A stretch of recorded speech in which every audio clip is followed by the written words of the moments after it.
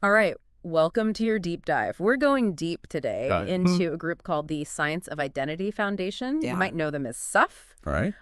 We've got some pretty wild stuff to cover, so Yeah. buckle up. Sounds good. We're talking accusations of manipulation, love bombing, Wow. mafia-like rules, and a leader shrouded in secrecy and controversy. Okay, so where are we getting all of this from? Yeah, great question. All of our sources for this deep dive are analyses and firsthand accounts Wow. that paint a pretty complex picture of this organization. And to add another layer to this, SUF is rooted in Gaudiya Vaishnavism. Okay. That's a branch of Hinduism. Gotcha. So that context is going to be super important Makes sense. as we try to understand this whole story. So it's not just any organization, right? Yeah, exactly.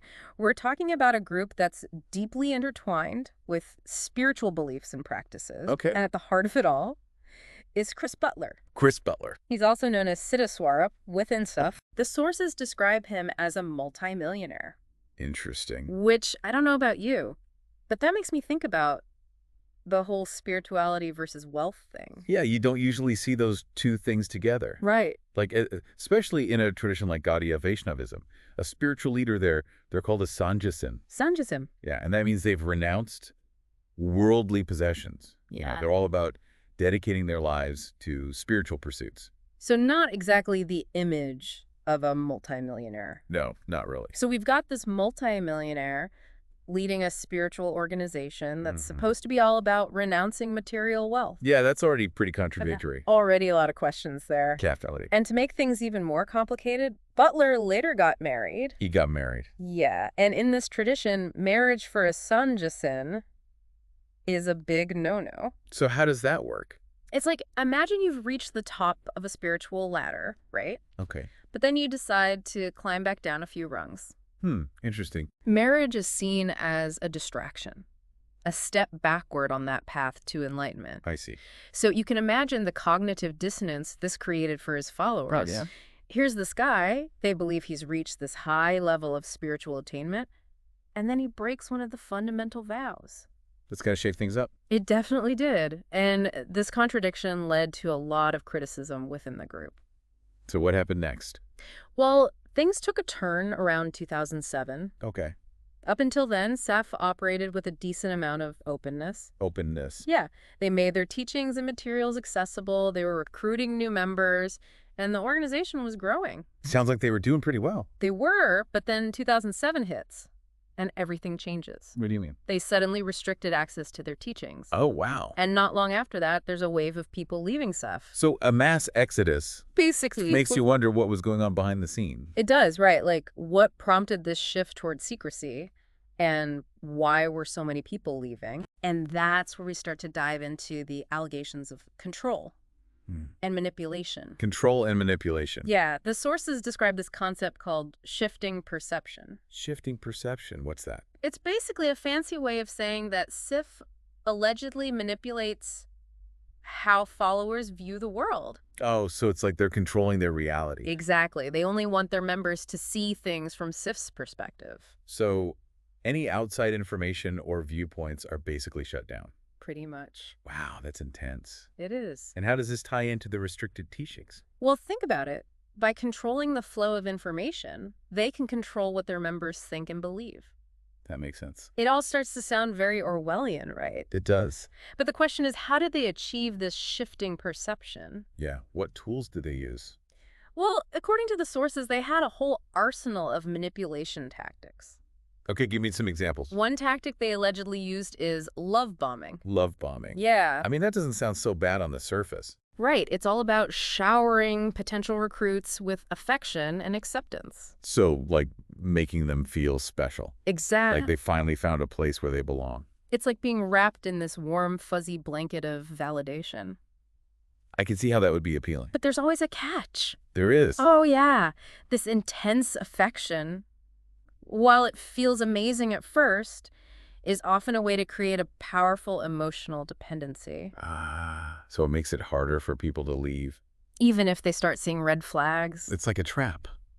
It is, kind of. So what else did they do? Well, we've also got gaslighting. Gaslighting. Yeah. That word just makes me shudder. It's like emotional manipulation on steroids. It's all about making someone doubt their own sanity and their perception of reality. I can see how that would be really damaging. It is. It's classic abuser behavior. So how did SIF allegedly use this tactic? Let's say a member starts having doubts or questions about Butler's teachings. Instead of addressing those concerns, SIF leaders might use gaslighting techniques to make the member feel like they're misinterpreting things. Oh, so like they're the ones who are wrong. Or that they're overreacting or even going crazy. Wow, that's messed up. It is. Instead of encouraging critical thinking, they shut it down completely by making people question their own judgment. So it's all about eroding their confidence and making them rely on the organization. Exactly. For validation and for truth. That's really scary. It is. And I'm guessing love bombing and gaslighting weren't the only tactics in their playbook. You're right. There's more. What else did they allegedly do? There are also allegations of SEF using baiting and stonewalling. Okay, break those down for me. So baiting is like, imagine a leader making a hurtful comment to a member, deliberately provoking an emotional reaction. Oh, I see. And then they use that reaction against them. So they're setting them up to fail. Exactly. That's so manipulative. It is. They make the member feel like they're too sensitive or disrespectful. And then there's stonewalling? Yeah, stonewalling is the complete opposite of baiting. Okay. It's about shutting down communication. Oh, so like the silent treatment. Exactly. Giving the silent treatment, refusing to engage in any meaningful dialogue. I hate when people do that. Me too. So how did SIF use this? Let's say a member tries to raise a concern or express a dissenting opinion instead of listening and engaging in a productive conversation. SIF leadership just shuts them down. They just ignore them. Pretty much. They refuse to acknowledge their perspective. So it's another way to silence dissenting voices. Yep. They create an environment where questioning or challenging the status quo is met with complete dismissal. Wow, this is getting really disturbing. It is. And we haven't even talked about the truly weird stuff yet. Oh. Yeah, sources suggest that SEF even used techniques to induce limerence and dissociation in their members. Wait, limerence? Yeah. I thought that was about, like, having a crush on someone. You're right. It is often associated with intense romantic infatuation. So what's it got to do with a spiritual organization? Well, imagine that same obsessive energy being directed not at another person, but at a guru or a spiritual group. Oh, okay. I see. They were allegedly cultivating this limerence towards Butler and SIF. So members would feel this overwhelming sense of adoration and devotion. Yeah, almost like they were in love with the guru and the organization itself. That's intense. It is, and it would make people incredibly vulnerable to manipulation and exploitation. And what about dissociation? Dissociation is a whole other thing. Yeah, for our listeners who might not be familiar, can you explain it simply? Think of it as a mental disconnect from your thoughts, feelings, or even your sense of self. Okay. It can be a coping mechanism for trauma, but it can also be induced through manipulative techniques. So how does this fit in with SIF? When someone is dissociating, they're less present, less aware.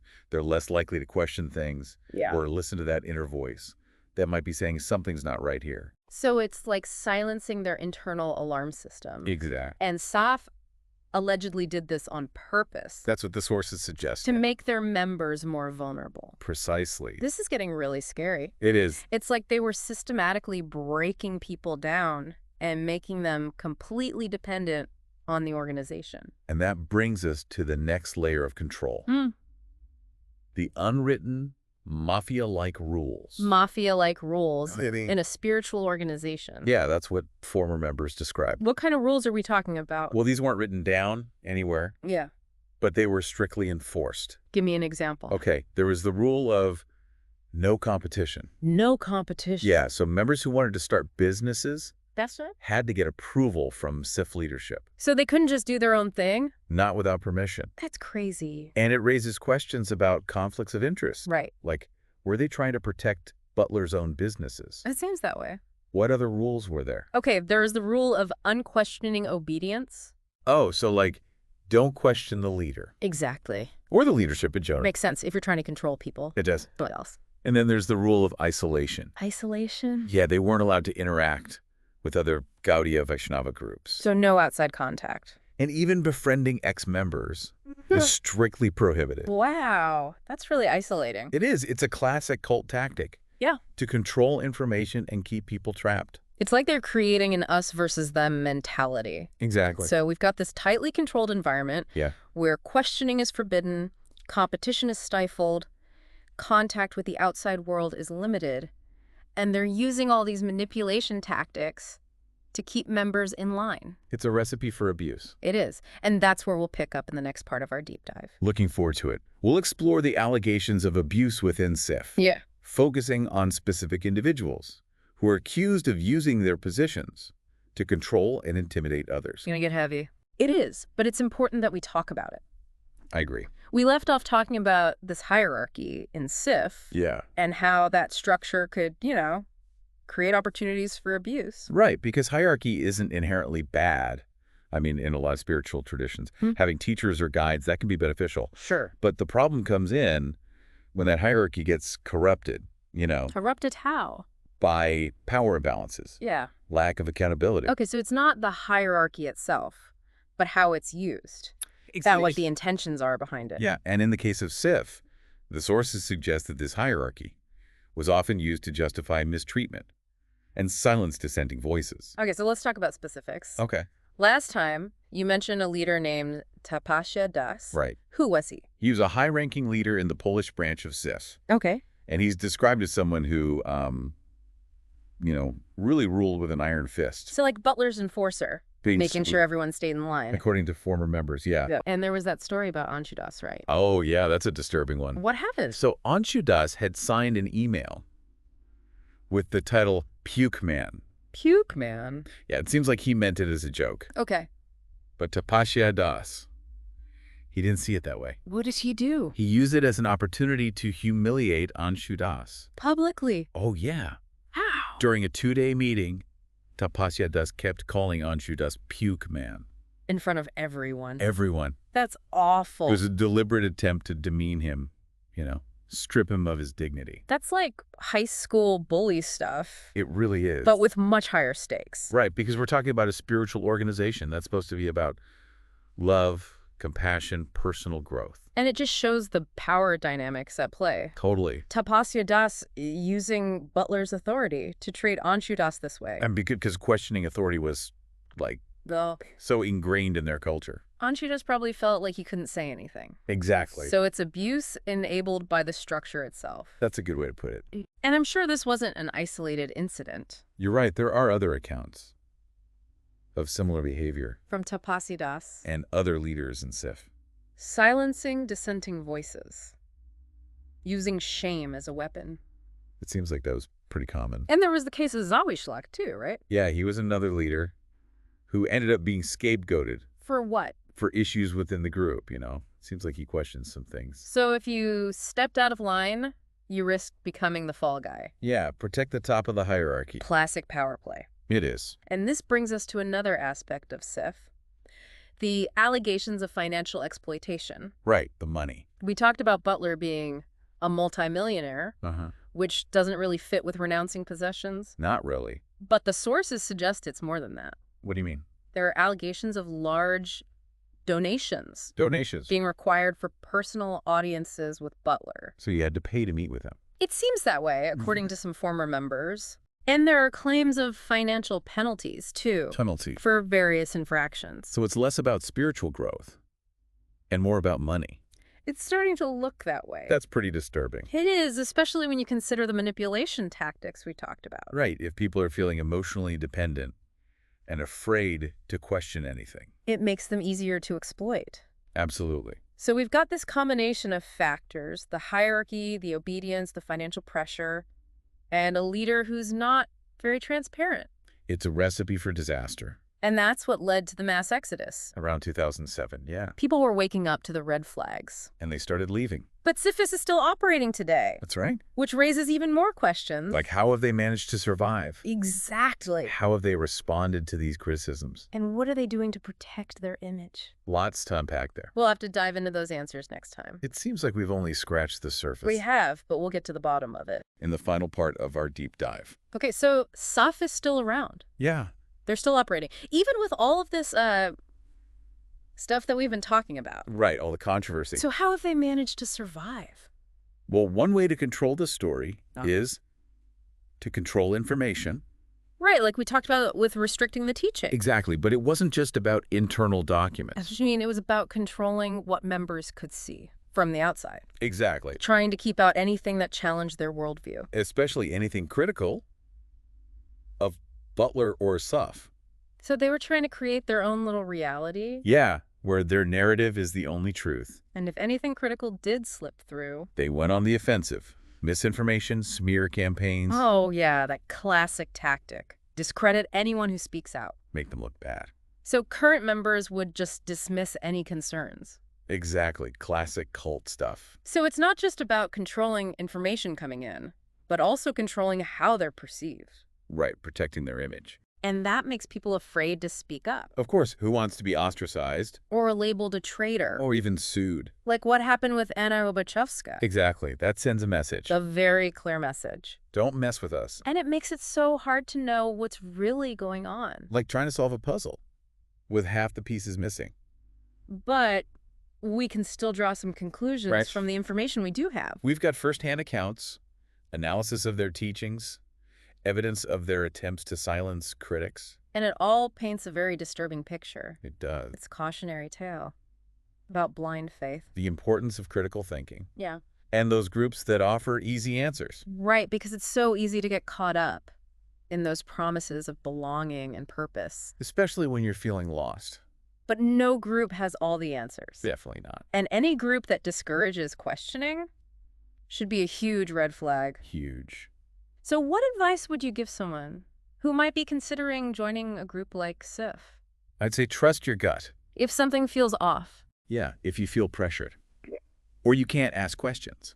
Those are red flags. Definitely. Don't be afraid to walk away. Even if it's hard. And you're not alone. There are resources out there. People who understand. So we've covered a lot today.